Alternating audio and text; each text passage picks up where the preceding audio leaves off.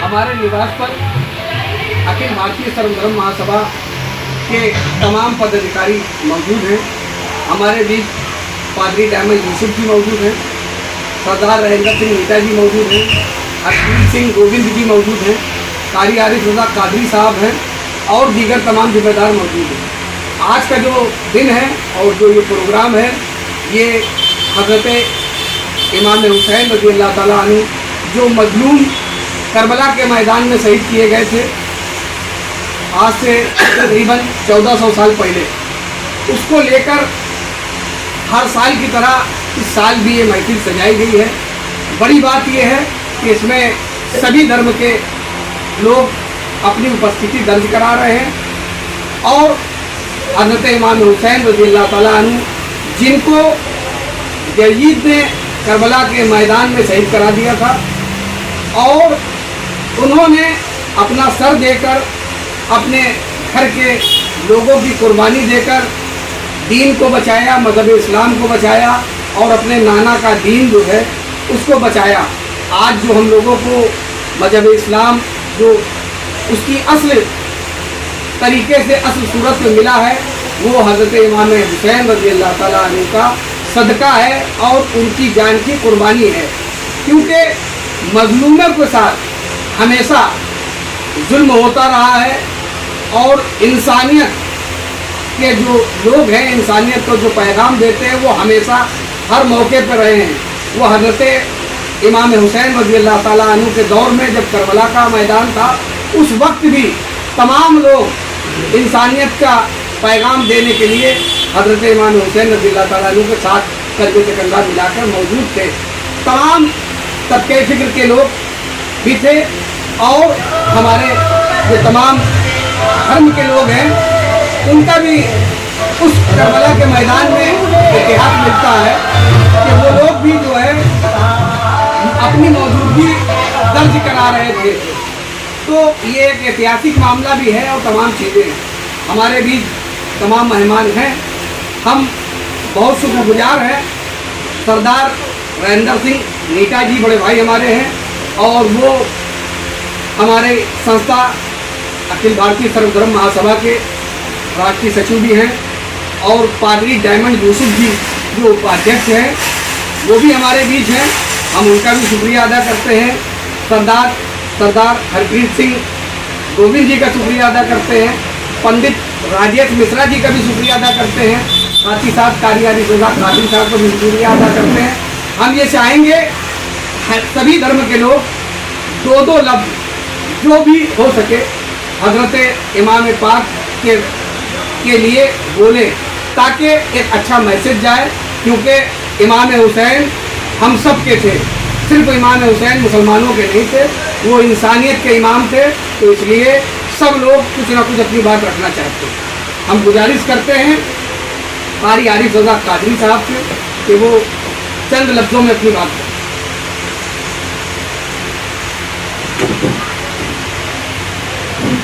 बिस्मिल्लाहिर्रहमानिर्रहीम। अल्हम्दुलिल्लाह, हम सभी को करबला में एक ऐसा पैगाम मिला, एक ऐसा दर्स मिला, यानी इंसानियत का एक ऐसा पैगाम मिला कि हमारे इमाम पाक ने अपनी जान को कुर्बान करा और इस्लाम को बचा लिया।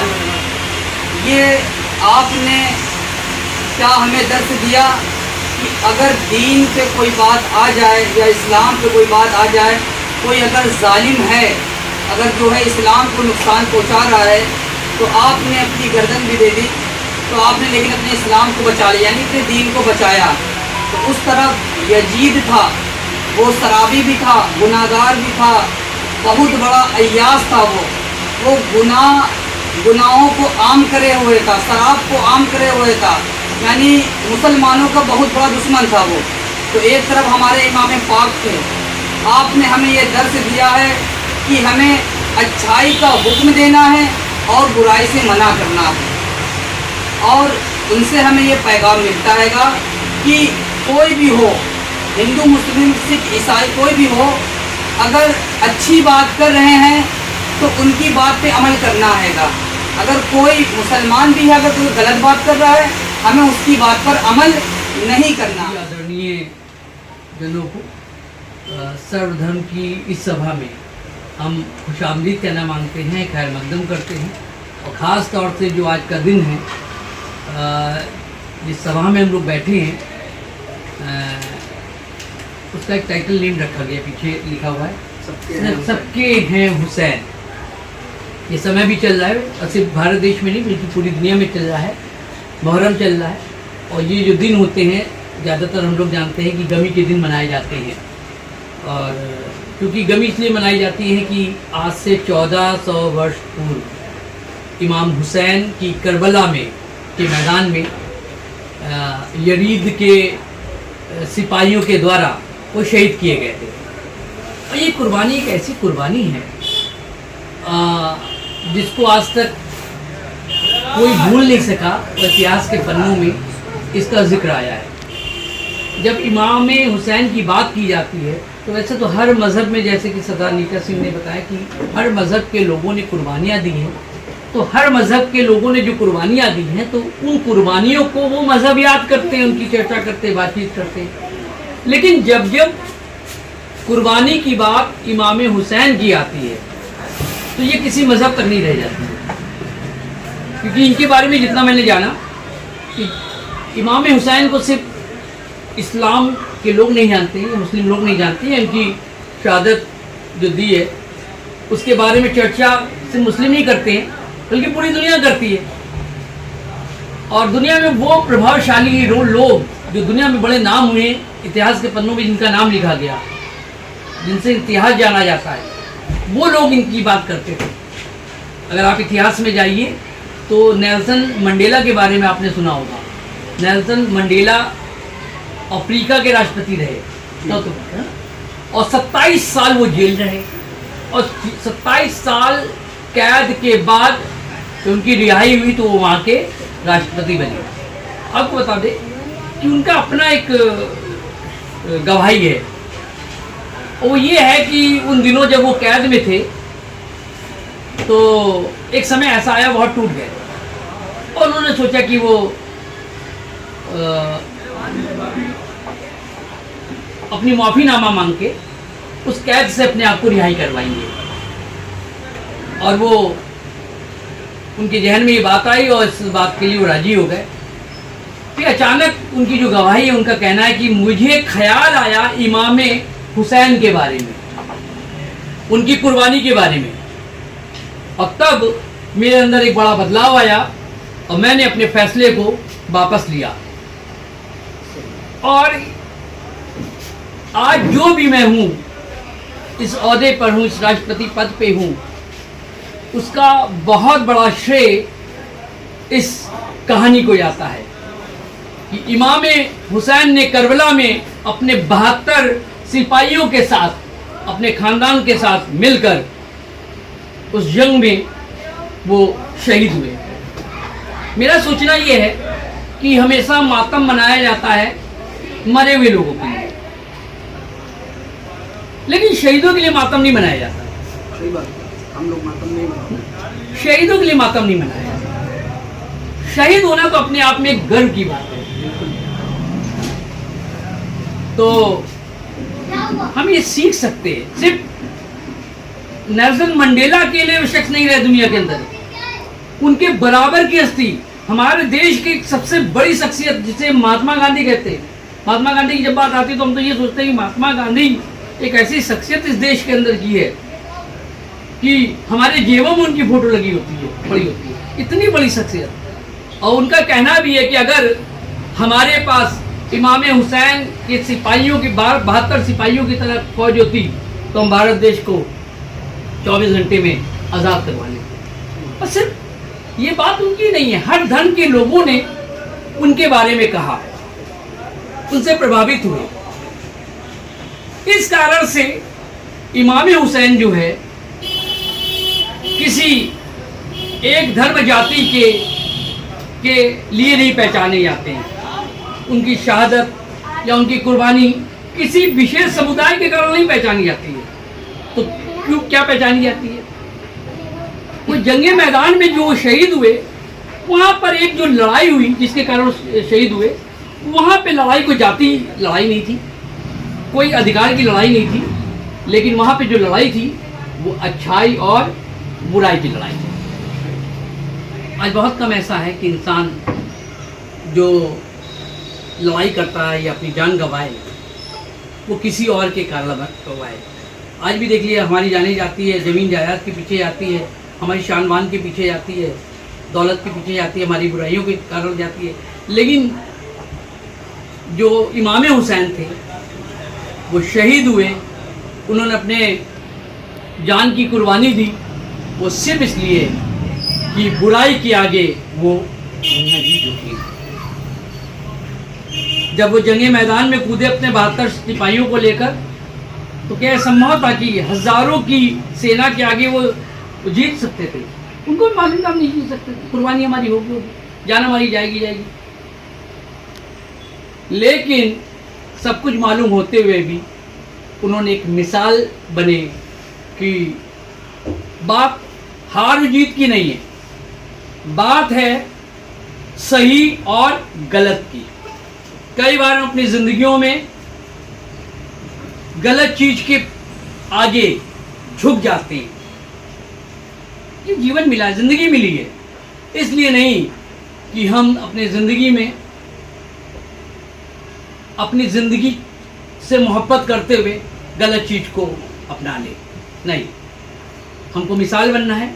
वो आज जो माहौल है, चीजें हैं देश के अंदर ना, अगर हम इस बात को जातिवाद से ऊपर चढ़कर कोई बात करे तो आपको बताए हालात तो पे हम काबू पा सकते हैं। जब हम सही और गलत का चुनाव कर लेते हैं तो वहां भाईचारा, रिश्ते, संबंध, जातवाद बहुत पीछे छूट जाते हैं। तो उनकी शहादत से या उनकी कुर्बानी से हम एक बात सीख सकते हैं कि कुछ भी हो जाए, चाहे हम रहें ना रहें, हमारी जान रहे ना रहे, हमें कभी भी गलत चीज में सहयोग नहीं करना, उसको अपनाना नहीं है। सच्चाई के लिए हमारे प्राण जा रहे हैं तो जाने दो ना। और शहीद होना अपने आप में एक गर्व की बात है, गर्व की बात है। हजारों लोग जंगे मैदान में मारे जाते हैं, लेकिन जब नेकी की लड़ाई में कोई मारा जाता है तो उसके लिए मृत्यु शब्द नहीं लिखा जाता, या मरा हुआ शब्द नहीं लिखा जाता है, उसके आगे लिखा जाता है शहीद। वैसे तो बहुत सी चीज़ों में जो नाम होते हैं, इंग्लिश में लिखते हैं लेट, या हिंदी में लिखते हैं स्वर्गीय, उर्दू में लिखते हैं मरहूम, मरे हुए आदमी के लिए। लेकिन किसी भी शहीद हुए व्यक्ति के आगे ना स्वर्गीय लिखा होता है, ना मरहूम लिखा होता है, ना लेट लिखा होता है, उसके आगे लिखा होता है शहीद। और शहीद होना अपने आप में गर्व की बात है। और इसी कारण आज 1400 साल बाद भी हम इमाम हुसैन को नहीं भूले हैं, क्योंकि इमाम हुसैन किसी एक समुदाय और जाति के ना होकर वो इंसानियत का एक नमूना थे। तो इसलिए इन दिनों जो ये मुहर्रम के दिन चल रहे हैं, और शायद 10वीं तारीख में वो शहीद हुए, 16-17 तारीख है। सिर्फ ये इतना ही नहीं, बल्कि वो हमारे दिल और दिमाग में बसे हुए, इतिहास के पन्नों में बसे हुए। हम उनको सिर्फ एक ऐसे जान सकते हैं कि मुस्लिम इस्लाम समुदाय से हैं, लेकिन वो नहीं, जैसा इनका टाइटल है, सबके हैं हुसैन। उनसे हम सीख सकते हैं कि हमें बुराई के आगे कभी भी झुकना। आज की इस सभा की बैठक में मनका तीन धर्म सभा के सभी पदाधिकारीगण, आज हम लोग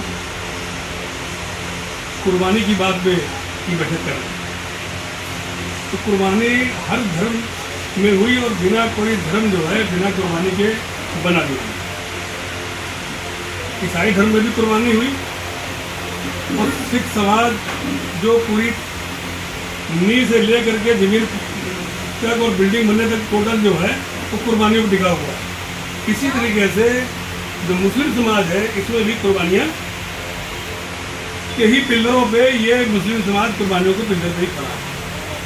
लेकिन हम लोग उस कुर्बानी को कितना ध्यान कर रहे हैं, उस कुर्बानी पे क्या शिक्षा ले रहे हैं, उस कुर्बानी पे कैसे अपना जीवन यापन कर रहे हैं, ये आप सोचने का विषय है। वो कुर्बानी देके चले गए, हम क्या कर रहे हैं?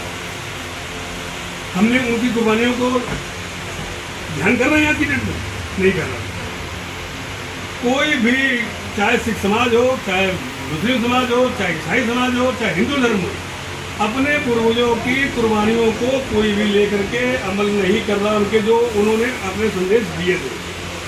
तो आज का ये जो कार्यक्रम है, इसमें सबसे बड़ा संदेश ये है कि जो हमारे पूर्वज हम लोग के प्रति कुर्बानियाँ धर्मों के प्रति दे गए हैं, हम उनकी कुर्बानियों को ध्यान में रखें और उनकी दी हुई कुर्बानियों को जाया न जाने दें।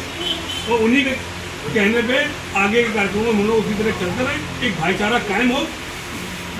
कुर्बानियाँ इसलिए दी गई थी कि केवल भाईचारा कायम हो जाए, और आज हम उसी भाईचारे से दूर होते चले जा रहे हैं। तो आज का संदेश पहला तो यही है कि हम लोग इकट्ठे हों और उनकी अपने अपने समाज में इसी तरह के कार्यक्रम कराएं और एक दूसरे को हमारे समाज के बारे में पता चले, और हमारी उन कुर्बानियाँ जो जिस मकसद से दी गई थी, उन कुर्बानियों पे हम लोग अमल करें और एक भाईचारा में एक सद्भाव सद्भावना का एक वातावरण पैदा करें।